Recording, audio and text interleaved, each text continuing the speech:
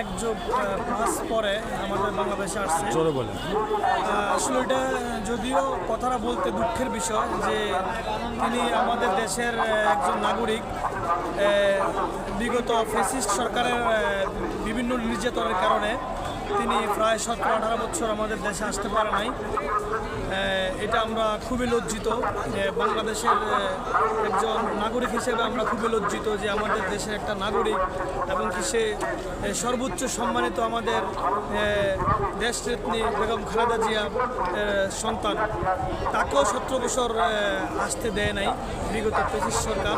এটা আমরা দুঃখের বিষয়, অতি দুঃখের সহিত দেখতেছি। আমরা আশা করব আজকে যে তারেক রহমানের আগমন, এটা সারা বাংলাদেশের মানুষের জন্য একটা আশার আলো।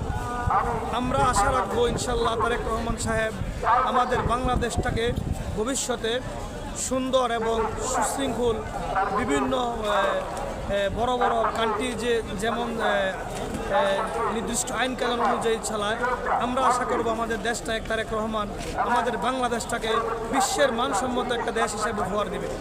এটা আমরা আশা রাখি।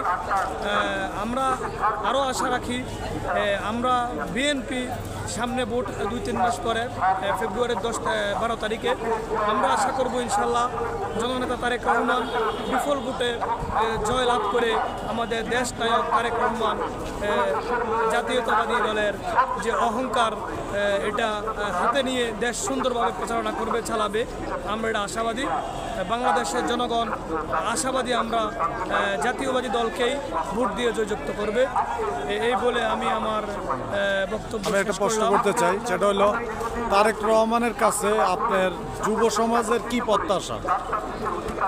জননেতা তারেক রহমান সাহেবের কাছে আমাদের প্রত্যাশা হলো তিনি আশা করি আমরা তিনি যখন ক্ষমতায় আসবে বা আশা করি বিশেষ বিগত ফ্যাসিস্ট সরকার আমলে যে অত্যাচার নিপীড়ন করছে যুব সমাজের উপরে কেস মামলা হামলা দিয়ে, আশা করি আমাদের সরকার জননেতা তারেক রহমান যদি ক্ষমতায় আসে কারো উপর জুলুম অত্যাচার করবে না। এটা আমার বিশ্বাস, এটা আমার অহংকার করে আমি বলতে পারি ইনশাল্লাহ। তার বাবার মতো কি সে শাসন এই দেশটাকে গোছাইতে পারবে কিনা?